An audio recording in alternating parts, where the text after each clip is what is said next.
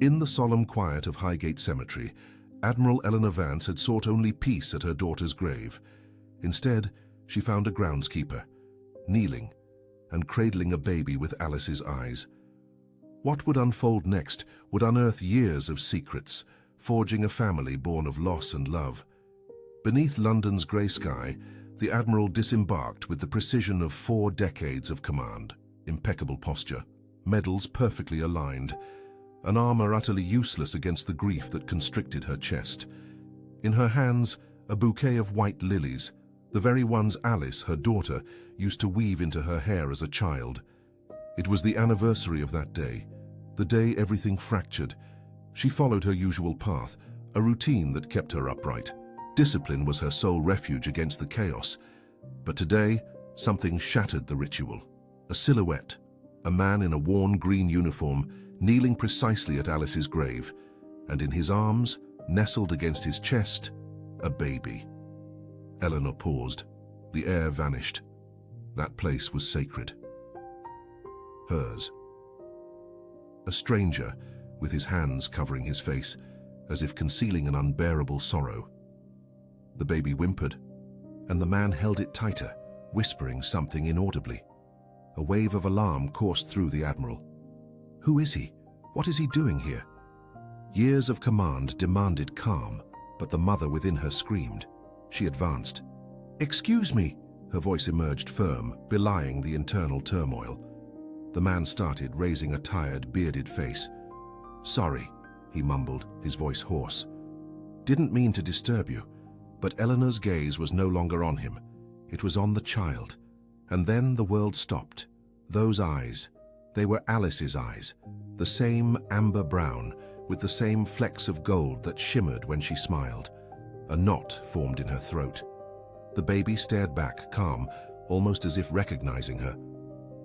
Eleanor took a step back, an involuntary movement. Who is she?" The question escaped. The man swallowed hard. "Her name is Lyra. Lyra, a name of light in a moment of shadow." "What are you doing here?" Eleanor's voice was sharp, a fragile attempt to mask the tremor consuming her. Uncertainty was not her territory, disruption even less so. The man rose slowly with an almost surgical care not to rouse the child against his chest.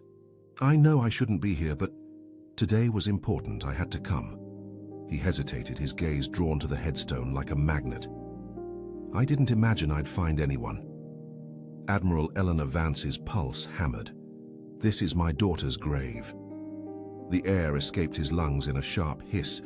His arms instinctively tightened around the baby. "I know," he whispered. The wind shifted, dragging leaves across the path. Eleanor felt a chill that didn't come from the breeze. His reaction wasn't confusion. It was recognition. He knew Alice's name. And still, he had come. "Who are you?" Eleanor's question emerged without its usual authority. It was a thread of a voice, fragile and taut. He opened his mouth, but the words did not come. He tried again. "My name is Owen, and nothing more." His eyes fell as if he feared what he would see on her face, or the truth he carried. Eleanor's gaze swept over him. The trembling hand, the way he positioned himself protectively between her and the child, the storm contained in his eyes. This was no stranger. This was a man bearing a sorrow that did not belong to him alone. Her voice lowered to a murmur. "Why were you weeping here, at her grave?" Owen inhaled, his breath unstable. "Because I owed Alice more than silence." A heavy pause. He looked at the baby. "And because Lyra deserves to know who her mother was." Eleanor's world stopped. The headstones, the wind, the sky, everything dissolved into static. Her legs weakened, but she forced herself to maintain her posture. "What did you say?" Finally, Owen met her gaze. His eyes, red-rimmed, held a mixture of guilt and devotion. "I shouldn't say anything more, not yet." His voice broke. "But please believe me, I never meant to hurt anyone." He adjusted Lyra, and the child's tiny fingers clutched at his shirt. Then those eyes looked up at Eleanor, amber, soft, impossibly familiar. A shiver ran down the Admiral's spine. Something was wrong. Something had been hidden for too long. She took an uncertain step. "Owen." Her voice cracked despite a lifetime of discipline. "Why does this child look exactly like my daughter?" He closed his eyes.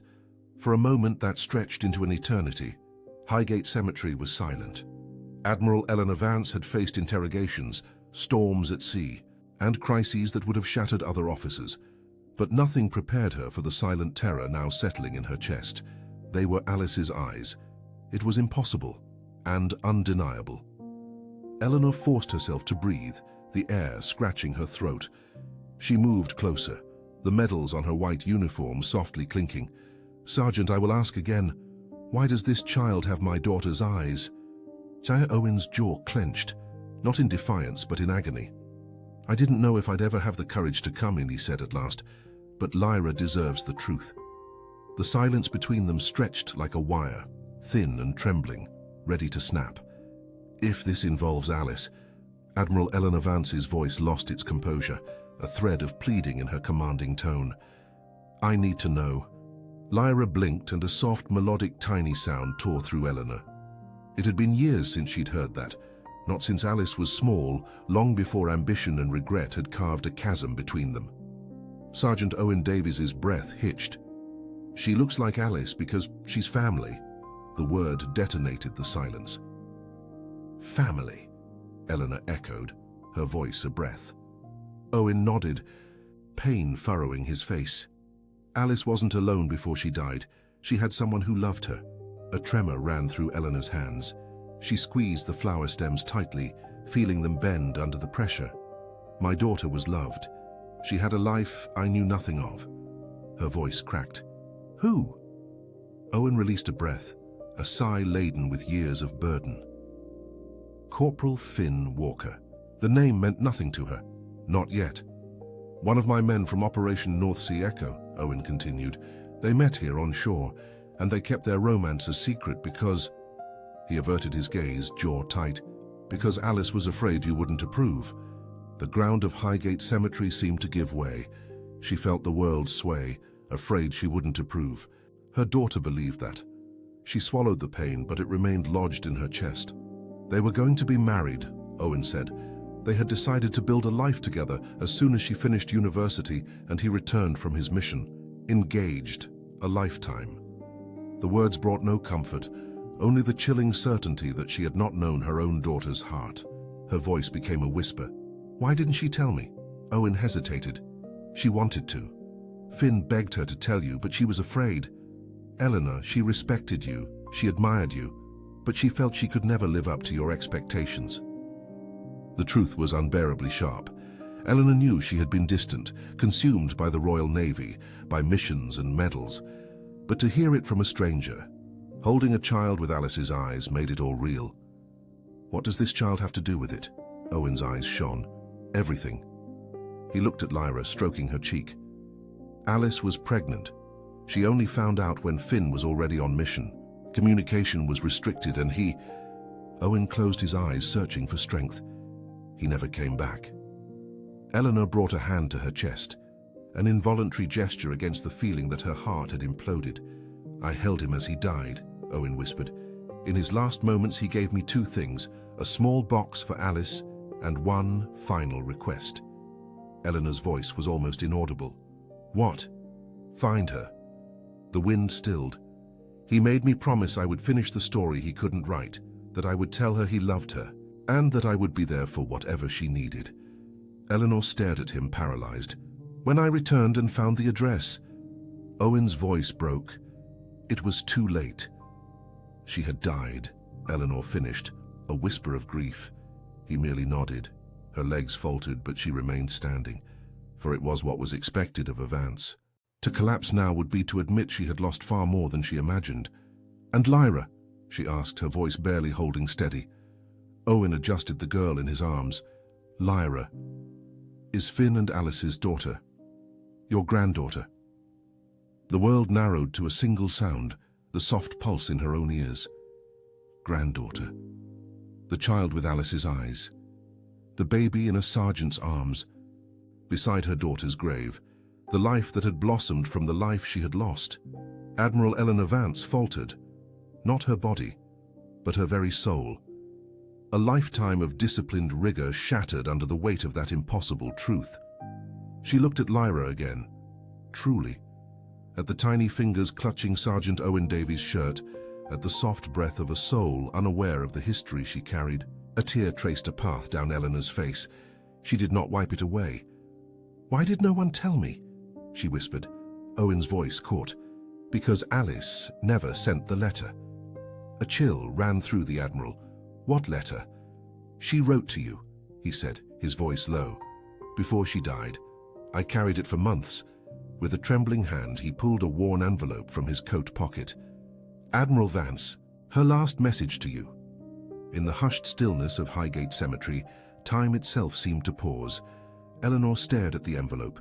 Its worn edges and softened paper betrayed months of hesitation. Alice's handwriting, a familiar ghost, stared back. Her fingers clenched, but she did not reach out. Not yet. Why didn't she send it? Eleanor's voice sounded alien to herself. Owen swallowed hard. She intended to. Corporal Finn Walker told me she wrote it as soon as she found out about the pregnancy, but she never found the courage. The wind swept, cold, rustling the leaves around them. "I read it," he admitted, "more times than I should have, trying to find the right moment." Eleanor forced her hand forward. Each inch felt like a ton. When her fingers finally brushed the paper, she felt a faint tremor ascend her arm. Her daughter had touched this, written this, died with this silenced truth. She took the letter. Lyra stirred in the sergeant's arms, sensing the tension in the air. "Before you read it," Owen murmured, "I need to tell you the rest." The ache in Eleanor's chest pleaded for silence, yet the uniform had taught her to confront the truth, no matter how painful. "Proceed." "Alice never told you about Corporal Walker because she was afraid," his words were careful, "afraid you'd see him as unworthy. He wasn't an officer. He wasn't from a military family. He was a corporal who grew up in a children's home. But he was one of the kindest men I've ever known." Eleanor's breath hitched. "Kindness was never a demerit for my respect." Owen hesitated. Perhaps not, but Alice believed it was. The sentence struck her like a physical blow. Eleanor's gaze drifted to the rows of headstones stretching to the horizon. She had commanded entire fleets, but never the heart of her own daughter. "Finn loved her intensely," Owen continued, "that quiet, constant kind of love. He kept a photo of Alice in his breast pocket during missions, spoke of her on night watches. Every letter he wrote home was for her, though none ever reached her." A muscle in Admiral Eleanor Vance's jaw clenched. She tried to form the face of the young man she'd never known, yet who had loved her daughter with a courage she herself had never possessed. "What happened to him?" she asked, her voice already laced with dread. Sergeant Owen Davies's eyes darkened. Operation North Sea Echo wasn't supposed to be dangerous, but it was an ambush. Improvised traps, snipers on the cliffs, chaos. His voice became a whisper, choked by memory. "Corporal Finn Walker was hit while dragging another soldier to safety. I held him as his pulse stopped." Little Lyra stirred in his arms, and Owen rocked her, an instinctive reflex. "Before he died," he continued, his voice trembling, "he pressed a small wooden box into my hands. Inside, a ring for Alice and a note with her name. He begged me to find her, to tell her he loved her, and to look after their child." Eleanor's knees buckled. "Did you go to her?" "I tried," Owen confessed. "When I returned, I found the address, but neighbors said Alice had collapsed a week prior. She never recovered." A sharp pain lanced through Eleanor's chest. She remembered the call at sea, the spilled coffee, the static hum in her ears. In that moment, she thought she knew grief. She was wrong. She hadn't known even half of her own daughter's story. "Alice died alone," Eleanor whispered, the words choking her. "No," Owen gently corrected. "The paramedic said that before she lost consciousness, she was trying to get someone to promise they'd find Finn." The Admiral pressed a hand to her heart, each confession a stone accumulating on the last. "And Lyra?" she asked, her voice trembling. "The birth was premature. Stress, grief. Doctors weren't sure. Lyra spent weeks in NICU. When social services couldn't find any relatives, Finn's note made me the only contact." His voice dropped, almost vulnerable. I'm not family. I have no legal right. But the promise I made him. Owen swallowed hard. I took her home. Eleanor's gaze swept over him, the stranger she had so misjudged. You're raising her. The best I can, he replied. But she deserves a family. A real one. Then he faced her, his eyes a well of grief, exhaustion, and a painful flicker of hope. I came today because Lyra deserves to know where she came from, and because Alice deserved more than silence. I thought, perhaps you might want to meet her daughter. Eleanor raised trembling fingers to her lips, her gaze fixed on Lyra. The girl's amber eyes shone, unblemished by the tragedy that surrounded her. Her granddaughter, her daughter's last gift to the world. The weight of the letter in her hand became unbearable. With an unsteady breath, she unfolded the paper. Owen stiffened, as if witnessing the reopening of a sacred wound. Inside, in Alice's soft, hopeful handwriting, the first words, "Mother, if you are reading this, I pray you will forgive me." Eleanor's vision instantly blurred. The air left her lungs, her knees buckled, and for the first time in decades, Admiral Eleanor Vance, the Iron Woman, unyielding, collapsed to the ground, crushed by the force of a truth she had never seen coming. Alice's handwriting, alive on the page even after death. Admiral Eleanor Vance took a deep breath, steeling herself for the impact. "Mother, if you are reading this, it is because I didn't have the courage to tell you in person. I am pregnant." The words hit her like a silent blow. Her breath caught. Eleanor blinked, forcing her vision through the forming blur. "I know this isn't what you wanted for me. School, career, and a path you would be proud of. But Mother, I am happy. Terrified, but happy." A chilling wind swept through Highgate Cemetery, but Eleanor did not feel it.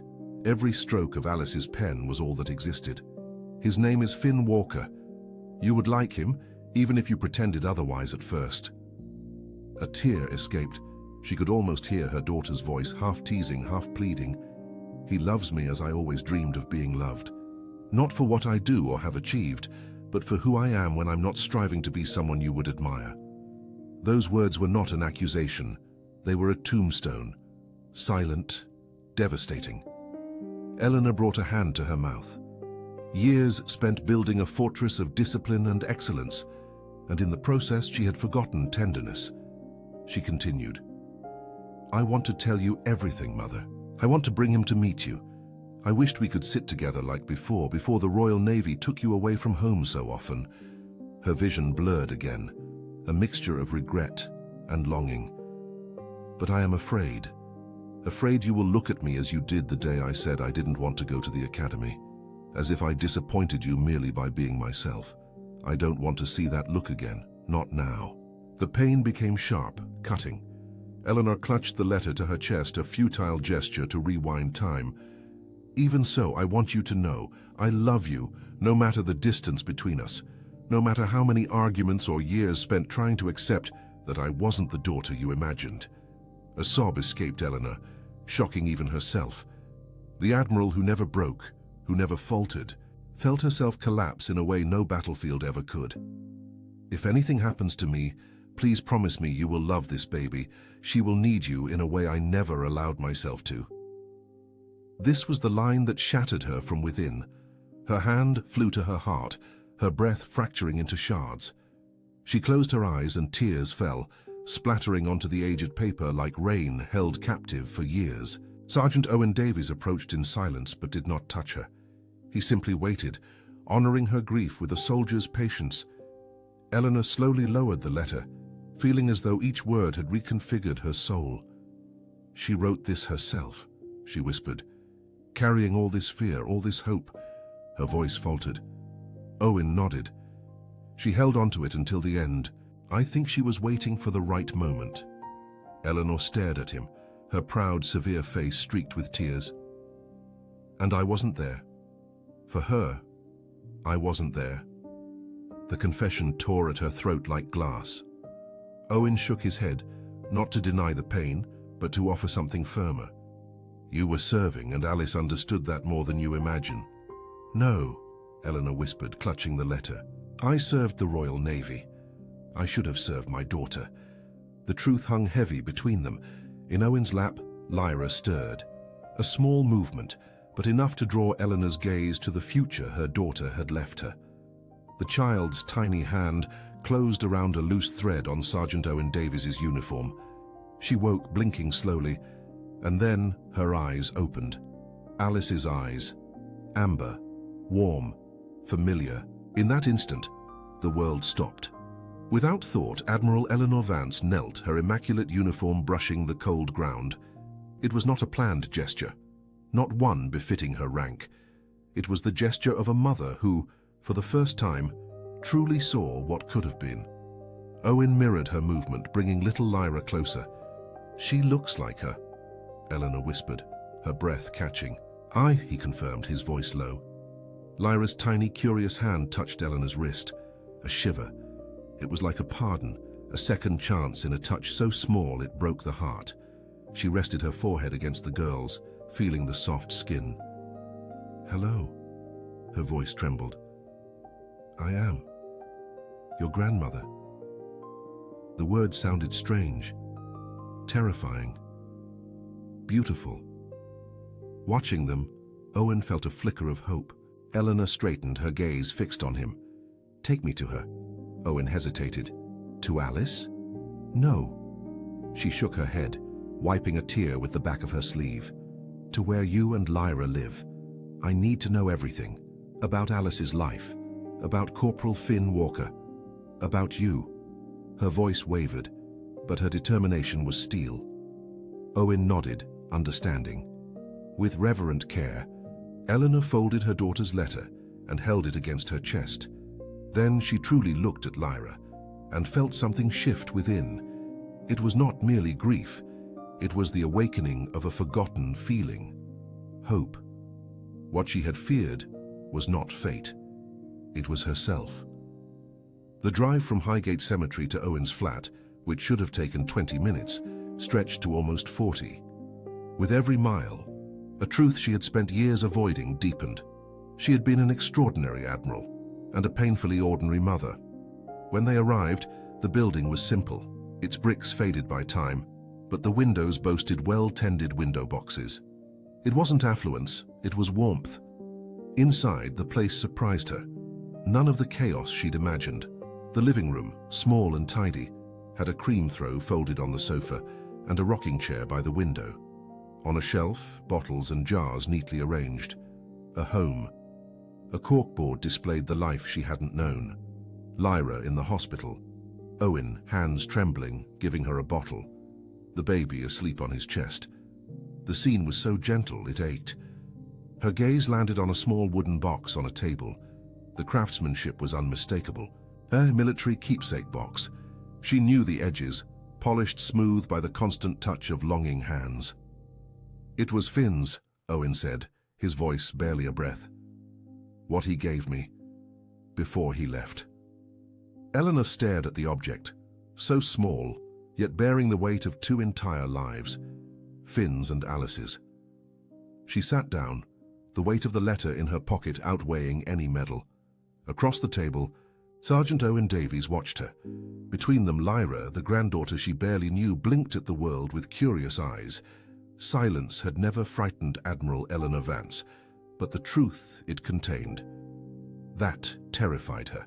Her hands, which had signed orders and commanded fleets, seemed useless now. "Sergeant!" Her voice was low, controlled. "I want the truth, however much it hurts." "What kind of mother? Did Alice think I was?" Owen hesitated, the air heavy. "She admired you, said you were the strongest woman she knew." Eleanor felt a brief warmth, quickly extinguished. But she also felt invisible," he confessed, his gaze lowered. "She said she learned to be strong out of necessity, because your love for the Royal Navy was a certainty she could never equal." A hollow, almost inaudible laugh escaped Eleanor's lips. She wasn't wrong. "She didn't blame you," Owen said quickly. "She just thought you didn't know how to love her."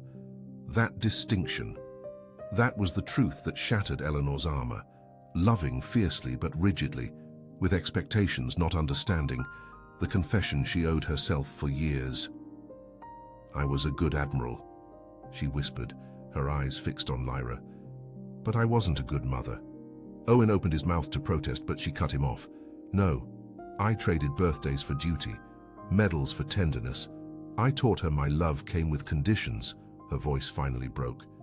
And she lived in fear of failing. He offered no hollow comforts.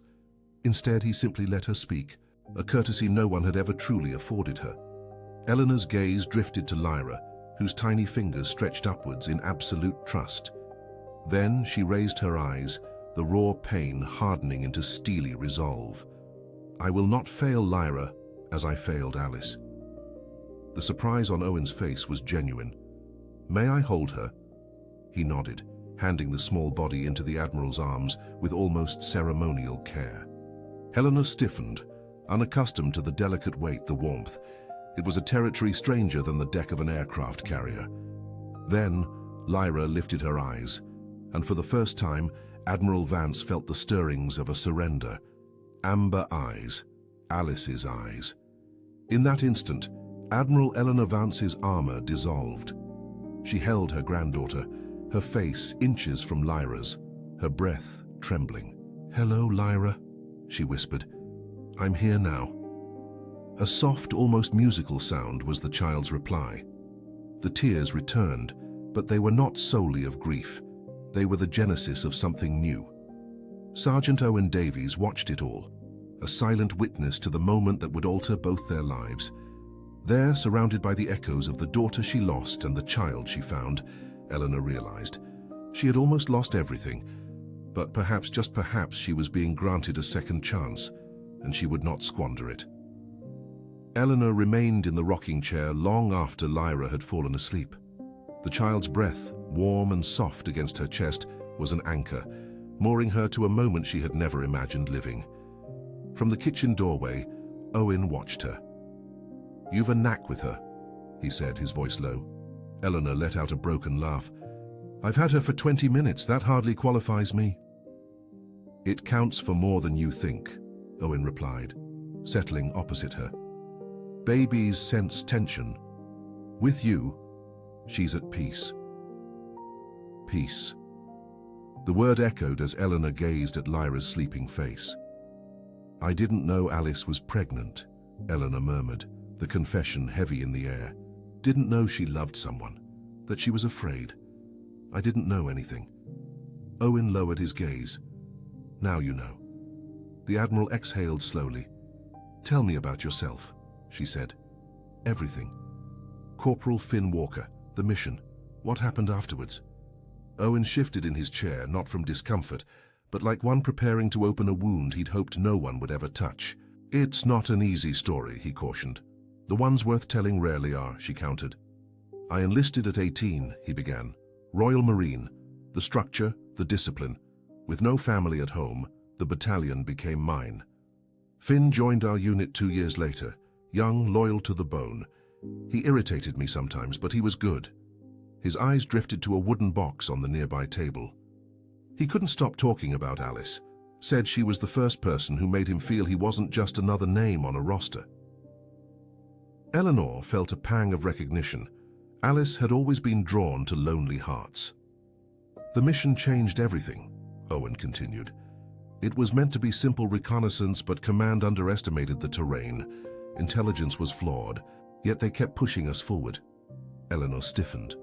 A military intelligence failure was no small accusation. "We fell into an ambush," he said, his voice now a mere thread. "Traps, snipers, explosives. Finn was hit trying to pull a recruit out of the line of fire. I dragged them both to cover, but Finn," he swallowed hard. "He didn't make it." The flat seemed to shrink, heavy with the ghosts of decisions made far from there. "He placed the box in my hand," Owen whispered. "Told me to find Alice, to look after her baby if I needed to. And then he was gone." Eleanor closed her eyes, honoring the sacrifice. "After the mission," Owen concluded, "I requested a discharge. They offered therapy, promotion, mandatory leave. But I couldn't stay. Not after losing him, not with that guilt." "You weren't to blame," Eleanor said, her voice low but firm. "Perhaps not directly," Owen admitted. "But I commanded the team. I gave the order to advance. I trusted intelligence that was flawed. His voice faltered. So I left. I tried construction, security. Nothing felt right. But cleaning. It's simple, honest. Nobody dies in this job. There's no chain of command. No decisions that cost lives. In that instant, Eleanor understood. He hadn't chosen that job out of failure. He chose it because the work demanded no more blood. "And Lyra?" she asked gently. When social services couldn't find Alice's mother, they found Corporal Finn's emergency note with my name. They asked if I could take temporary guardianship. I said yes. He looked at Lyra with a tenderness that disarmed her. I had nothing. No cot, no nappies. I had to watch videos at 2 in the morning on how to swaddle a baby. I burnt the formula twice, but I learned. He smiled at the memory. "And you stayed," Eleanor affirmed. "I made a promise," Owen replied simply. "And Lyra, she saved me too." Something within Eleanor softened. "You could have given her up. Let the state take care of everything." Owen shrugged, but his eyes betrayed him. Lyra didn't ask to lose her parents before she even drew breath, and she certainly didn't ask for a broken ex-Royal Marine with more nightmares than sleep to take her home. But she still looked at me as if I was the safest place in the world. His voice wavered. I couldn't abandon that. The silence that settled was different. It was no longer sharp, it was a space of understanding. 2 sacrifices at last, truly seeing each other. "I misjudged you," Eleanor said, breaking the silence. Owen stared at her, surprised. "You're not just a caretaker. You're the man who kept my granddaughter alive, who loved her when she had no one, and honored a soldier's dying wish. That's not a small thing, Sergeant. It's extraordinary." Owen's eyes gleamed with relief. "And you," he said carefully, "you're not just an admiral.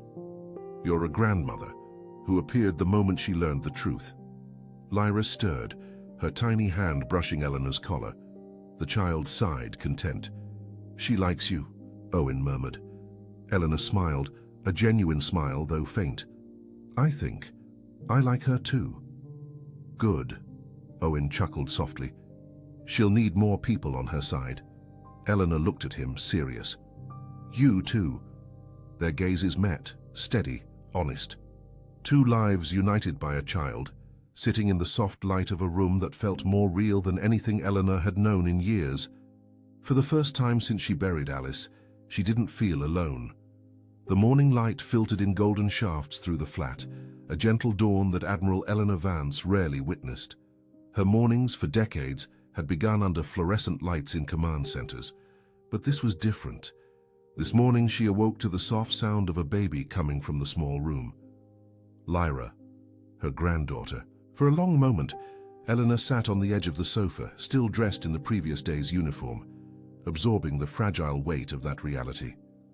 Sergeant Owen Davies emerged from the corridor, his hair disheveled, his t-shirt creased. He looked like a man who had lost the war against sleep. He blinked upon seeing Eleanor sitting. "You're awake." His voice was still hoarse. "I'm a light sleeper," she replied. "Years of training," and he let out a contained laugh. "I had the opposite training. Lyra has been helping me improve." A thin cry came from the baby's room. Owen flinched. "Speaking of her," Eleanor stood up. "Let me try." "Are you sure?" "No," she admitted, "but I need to learn." Owen made way. Upon entering the room, Eleanor did not freeze in fear, but in awe. The environment was simple, set up with evident care. A cot, organized toys, and within it, Lyra, with clenched fists and a face wrinkled with hunger.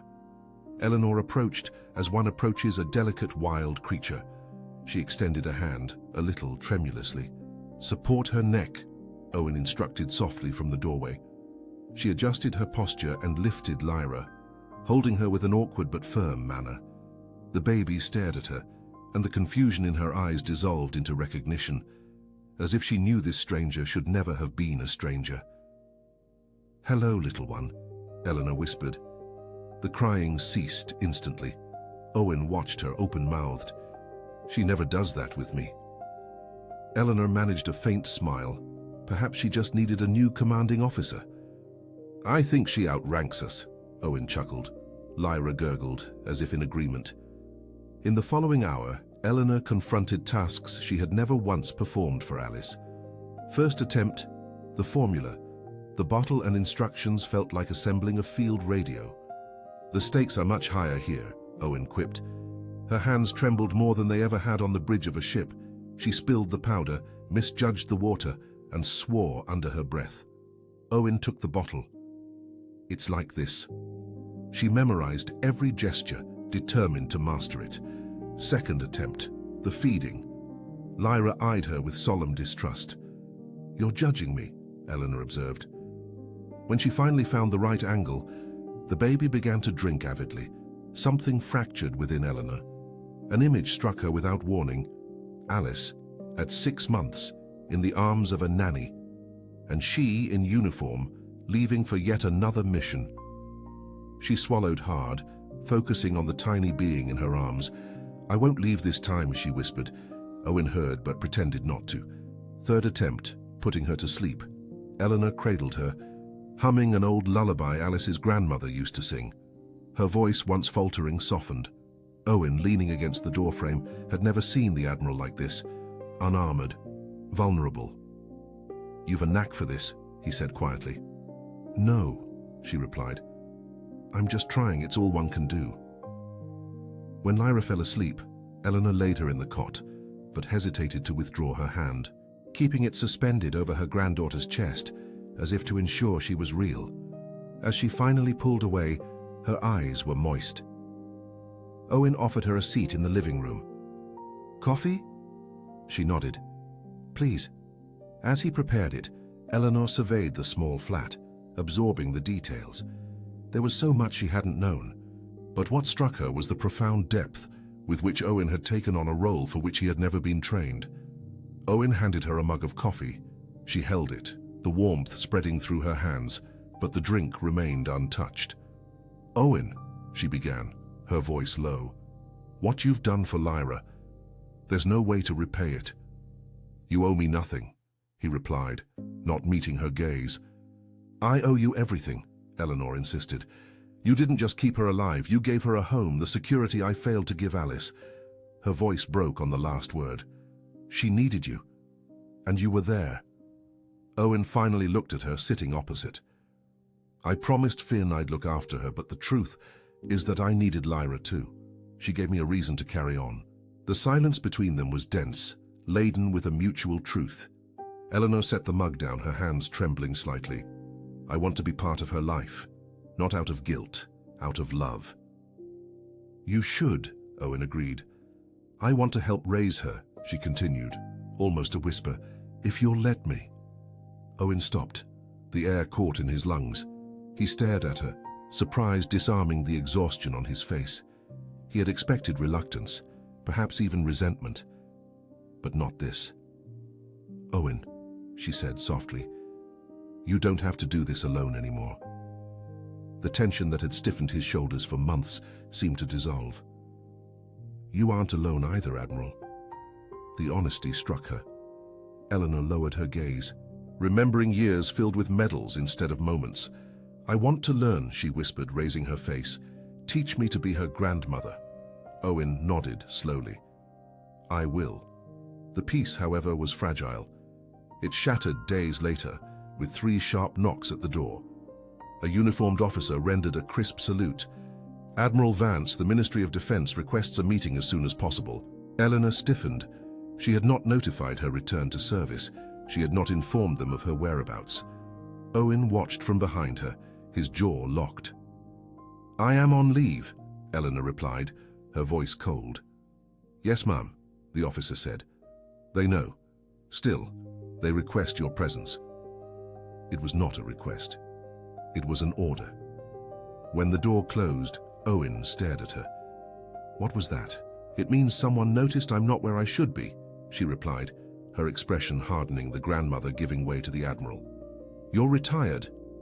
"Retired or not, the movements of a 4-star are always monitored. They want to know why I'm here." Owen's shoulders tensed. "Because of me. Because of everything," she corrected. At the Ministry of Defense, Eleanor entered a conference room she knew all too well. White walls, polished table. But for the first time, she did not command the space. 3 officers awaited her: Admiral Alistair Finch, Captain Marcus Thorne, and Commander Rhys Jenkins. Their faces were masks of caution. "Admiral Vance," Alistair began, "thank you for coming." "It wasn't an invitation," she corrected, her voice sharp as she took her seat. Admiral Alistair Finch went straight to the point. "We have received reports regarding your visits to restricted civilian areas, specifically your contact with former Royal Marine, Sergeant Owen Davies." Eleanor Vance's gaze froze. "He is caring for my granddaughter." The silence in the room weighed heavily. Commander Rhys Jenkins opened a file on his tablet. "We pulled his file, ma'am. Sergeant Owen Davies, honorable discharge for psychological trauma during Operation North Sea Echo." Eleanor stiffened, but maintained her composure. "He left because he lost a soldier under his command. It was not misconduct." "Precisely," Alistair interjected, leaning forward. "And that is our concern. Operation North Sea Echo has inconsistencies. Missing files, doctored reports, command logs censored by someone above field authority." Eleanor's heart quickened. "Censored by whom?" "We believe the death of Corporal Finn Walker may not have been an accident," Rhys said. "Explain." Captain Marcus Thorne took the floor. 2 days ago, an archivist flagged an anomaly. Corporal Finn Walker's file was accessed 3 times after his death, by an unidentified login, by Owen Davies, and using a copy of your former authorization code. The words struck her like a blow. "My code? A copy of it?" "We believe someone used your identity to rewrite portions of the operation reports," Commander Jenkins clarified. The accusation was grave. Someone within the Royal Navy had used her name to conceal the truth about Finn's death. "What does this have to do with my granddaughter?" Eleanor asked, her voice glacial. "If Operation North Sea Echo was a cover-up," Admiral Finch replied, "whoever orchestrated it will not want the corporal's family, his daughter, connected to the truth. If Owen is investigating on his own, he and the child are in peril." The implication hung sharp and cutting. "Are you telling me," she enunciated slowly, "that my granddaughter's father may have died in a cover-up?" "We are saying it is possible," Admiral Finch swallowed hard, "and that someone wishes the truth interred." Eleanor rose abruptly, her chair scraping across the floor. "Open all files pertaining to Operation North Sea Echo. Every record, every order. I demand unrestricted access to the original dossier. Immediately." The officers exchanged glances. "Admiral?" Admiral Finch said cautiously. "You no longer possess active authorization." Her voice became something colder, harder, unquestionably authoritative. "Then reinstate me." They hesitated, but only for an instant. That evening, the tension preceded her into Owen's flat. He discerned the storm in her eyes the moment she entered. "What has happened?" In silence, she approached the cot where Lyra slept, bathed in the soft twilight. After a long moment, Eleanor turned to him. "Finn may not have died as we presumed." Owen froze. "Command believes the Operation North Sea Echo reports were altered. They used my identity to bury something." Owen's jaw clenched. "Why?" "To protect themselves, to conceal something significant enough to leave no trace." His fist clenched. "And Lyra?" he asked, his voice hushed. Eleanor's voice, previously cold, now held a fierce edge. "I will not permit anything to befall her. Nor you." Their eyes met, fear and gratitude intertwined. "What do we do now?" Eleanor took a step forward. "We uncover the truth." For the first time in years, Admiral Eleanor Vance felt the flame of command rekindle. Not by an order from the Royal Navy, but by a mission of destiny. Not to save a fleet, but to salvage what remained of a family. That 5th night, Sergeant Owen Davies's modest kitchen transformed into a war room. Notes, logbooks, and fragments of Finn's letters blanketed the table. Maps Owen had reconstructed from memory. Leaning over the papers, Eleanor Vance scrutinized them as if they were classified reports. On the sofa, Lyra slept, swathed in a yellow blanket. "Finn wrote this during the 2nd week," Owen Davies said, pointing to a worn page. "Command altered the route at the last minute. Nobody understood why. It didn't align with the terrain analysis." Eleanor nodded. And they omitted this from the official reports. Owen's jaw tightened, meaning Finn died following an order that should never have existed. A dense weight hung between them. Eleanor removed her spectacles, massaging the bridge of her nose. "Owen, what you've carried alone, it's too much for one man." He stared at her, the weariness stark in his eyes. Some burdens don't feel like a choice. "Perhaps," Eleanor replied, her voice low, "because no one ever offered to share the load." He blinked, surprised by her gentleness. Then he said softly, "Until now." Their gazes met. The silence was broken only by the refrigerator's hum. Eleanor averted her gaze first. "We need a break." She rose, her movements precise, and began to prepare some tea. Owen watched her, struck by the natural ease with which she had fitted into his home, into Lyra's life, into parts of his world he had never expected to reopen. When she handed him the mug, their fingertips brushed. An instant. It was enough. He exhaled, a slight tremor in the sound. "You know," he said, leaning back, "Finn used to say something about Alice." "What was it?" "That she carried a light, even in the worst moments. Made the world feel less heavy." Eleanor swallowed hard. "I didn't know that version of her." "You knew another," Owen said gently. "The daughter trying to earn your pride.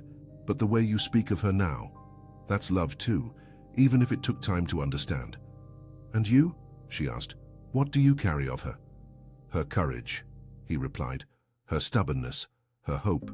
Lyra has that too." Both looked towards the sofa where their granddaughter slept. "She deserves all of it," Eleanor whispered. "And she will have it," Owen responded. "From both of us." The promise hung in the air, not romantic, but profoundly intimate.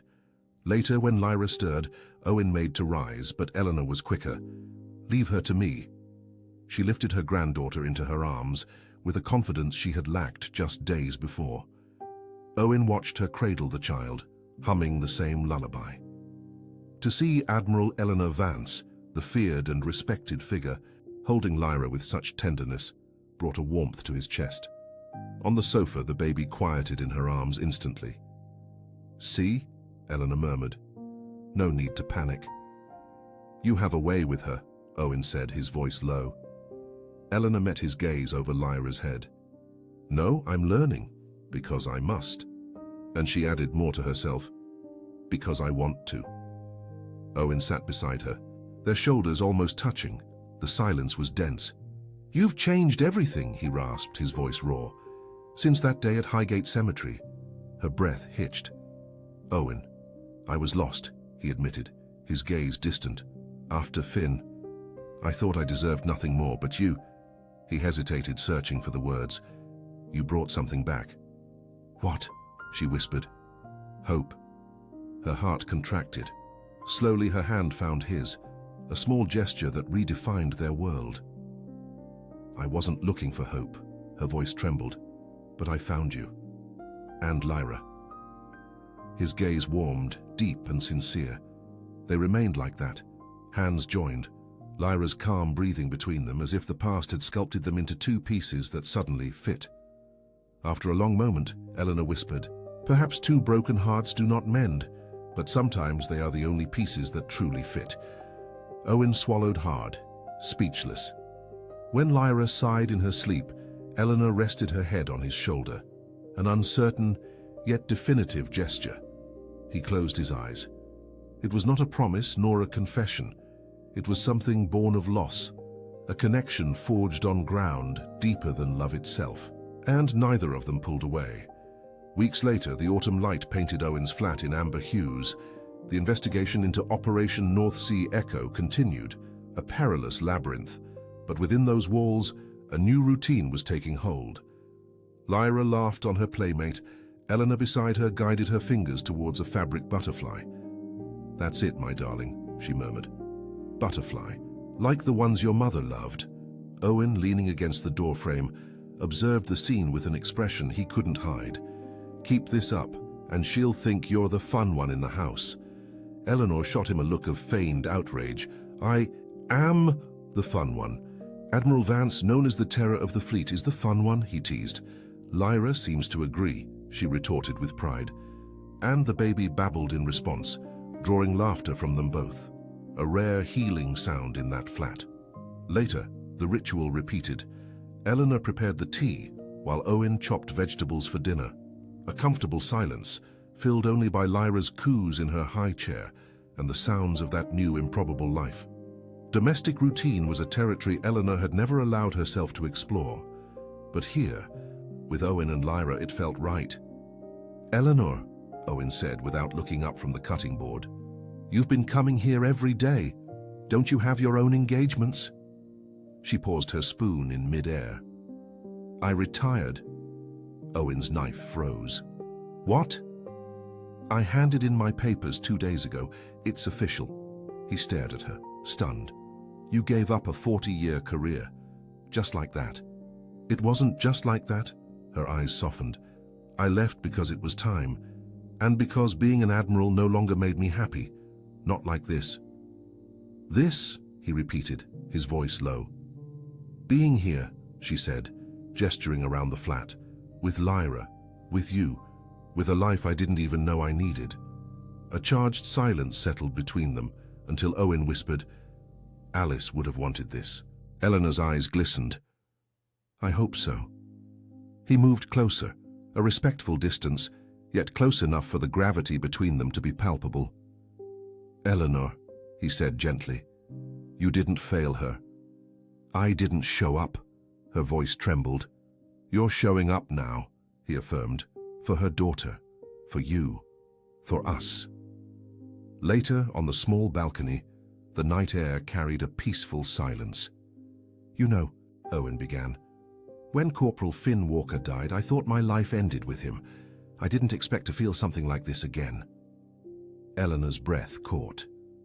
"I didn't expect it either," she whispered back, staring at his strong, tired face under the moonlight. He looked at her, his eyes holding something deeper than gratitude.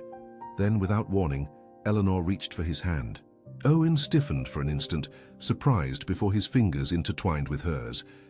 It wasn't a romantic gesture. It was a pact, a silent promise that neither of them would walk alone anymore. In the days that followed, the promise took shape.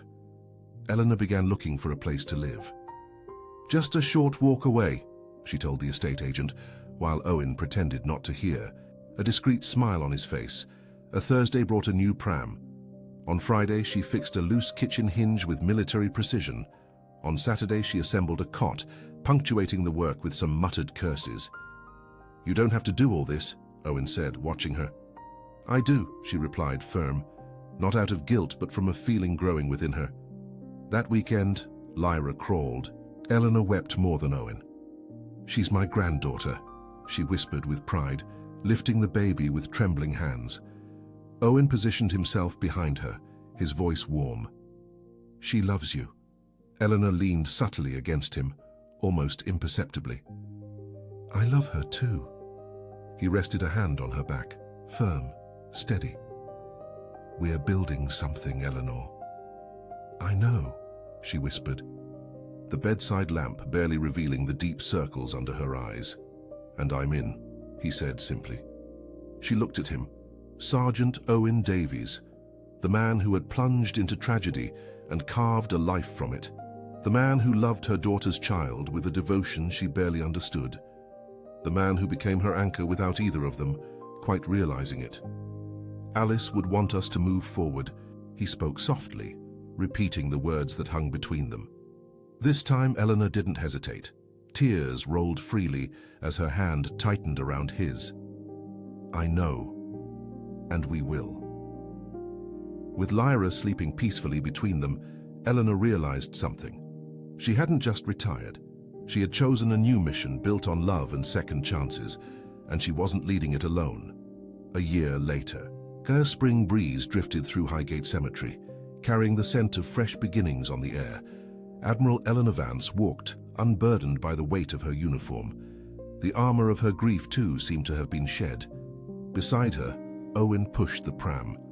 But Lyra, now a curious, vibrant toddler, refused to sit still, attempting to stand, letting out squeals of euphoria. "Steady on, little one," Owen murmured, You'll be running soon enough. Lyra giggled, her tiny hand reaching for Eleanor's, who clasped it with a gentle smile. You've grown so much. Your mum would have adored you. They reached Alice's grave, a place that once had only signified pain. Now, gazing at the headstone, Eleanor felt peace. She hadn't expected to feel it again, not here. But there it was, blossoming in her chest. The marble stone gleamed in the sunlight. Shall I take her for a bit? Owen offered. No, I want her with us. Eleanor lifted Lyra into her arms and knelt before the grave. Owen knelt beside her. The little one, curious, stretched out her hand and touched the engraved letters, tracing the shapes with fascination. She knows, Owen whispered. Not what this place means, but she feels. Eleanor's eyes welled up. She feels Alice. I think she always has. She placed a bouquet of white lilies on the headstone, the same flower Alice had once braided into her hair. Eleanor took a deep breath, steadying her voice. Alice, it's been a year of learning everything I never knew about you, seeing you in every tiny gesture of your daughter. Her voice trembled. I wasted so much time. I'll never forgive myself for that. Owen placed a hand on her back, a silent, steadfast support. But your daughter, she saved me. You saved me, Alice, through her and through him. She looked at Owen, who met her gaze with that calm certainty she had learned to trust. I want you to know, Eleanor continued, her voice soft yet unyielding. I've changed. I'm trying. Every day to be the grandmother Lyra deserves, the mother you deserved. Her throat tightened, and I promise I won't squander this second chance. Lyra let out a sharp cry of joy, stretching her fingers towards the sky, as if trying to grasp the sunlight. Eleanor laughed softly through her tears. She has your spirit, she whispered, wild and brilliant.